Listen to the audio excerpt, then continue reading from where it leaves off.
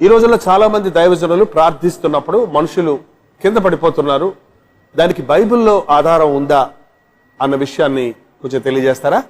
ఈ ప్రశ్న ఇప్పటికి దాదాపు 50 మంది అడిగారు నన్ను. దీనికి ఒక్కటే సింపుల్ ఆన్సర్ ఉంది. ఒకసారి పౌలు గారు మాట్లాడుతూ ఉంటే ఆ కిటికీలో కూర్చొని ఉన్నాడు ఐతుకు అని ఒకడు. వాడు కింద పడిపోయి చచ్చిపోయాడు. అప్పుడు పౌలు వెళ్ళి అతన్ని లేపాడు. అంటే అతడు పడిపోతే పౌలు లేపాడు, కానీ పడగొట్టి లేపలేదు కదా. ఎవడన్నా పడిపోతే వాడిని లేవనెత్తండి, అంతేగాని వాడిని పడగొట్టి మళ్ళా లేపటం, ఈ డబుల్ వర్క్ ఎందుకు పెట్టుకుంటారు మీరు అని నా సలహా. దేవుడు మిమ్మల్ని దీవించునుగాక.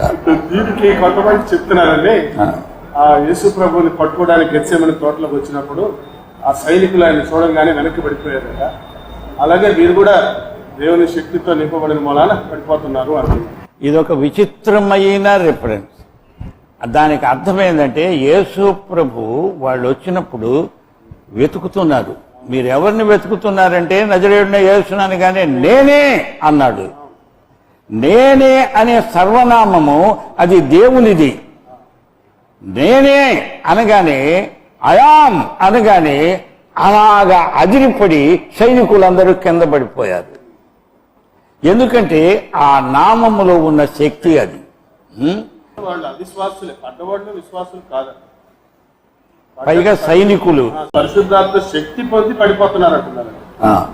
అక్కడ దురాత్మలు ఉంటే దైవజనుడు ప్రార్థన చేస్తే పడిపోవటం మనం చరిత్రలో చూస్తున్నాం. పౌలు గారు ప్రార్థన చేసినప్పుడు దురాత్మ పట్టిన వాడు కింద పడిపోవటం, వాళ్ళని లేవటం సర్వసాధారణం. దురాత్మ పట్టిన వాడు కింద పడతాడు, కానీ మామూలు విశ్వాసి ఎందుకు కింద పడతాడు? ఇప్పుడు ఏంటంటే అతన్ని కింద పడగొట్టి లేపడము అనే ఉద్యమం కొంతకాలం కిందట ఆరంభమైంది. అది ఏంటంటే పడగొడితే నాలో దేవుని శక్తి ఉన్నది అని. పడగొట్టడంలో లేదు దేవుని శక్తి, పడిపోయిన వాడిని లేపడంలో ఉన్నది దేవుని శక్తి. ఒకవేళ నీవు పడిపోతే నేను వచ్చి లే అని లేపుతా. పేతురత్త జ్వరంతో పడి ఉన్నది, అవునా? అంతేగాని యేసు ప్రభు వచ్చి ఓ పేతురత్త నీవు పడిపోమ్ము అని పడిపోయిన తర్వాత లెమ్ము అని అనలా. అంచేత ఆమె అప్పటికే పడిపోయింది. పడిపోతే ఆయన చేయిచ్చి లే అని అన్నాడు, అంటే లేచింది.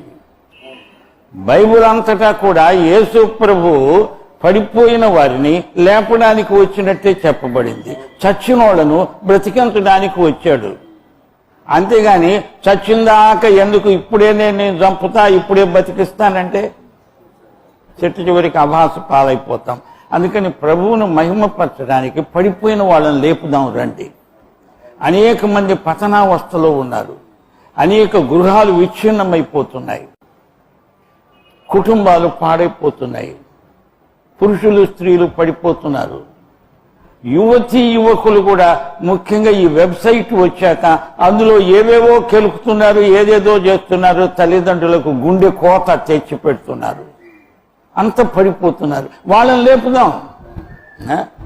మళ్ళా ఈ డబుల్ ప్రాసెస్ ఎందుకు అని ప్రేమతో నేను హెచ్చరిస్తున్నాను. దేవుడు మిమ్మను దీవించునుగాక.